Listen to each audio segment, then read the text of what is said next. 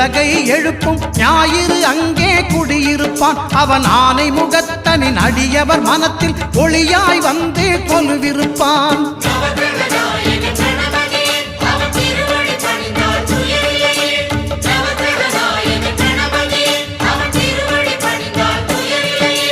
ஒன்பது கோளும் ஒன்றாய் காண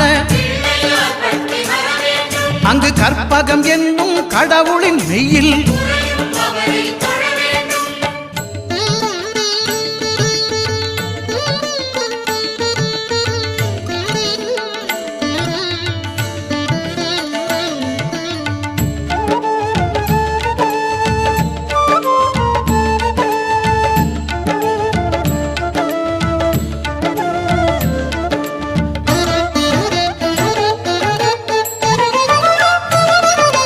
திங்கள் பகவான் திருமுகம் காண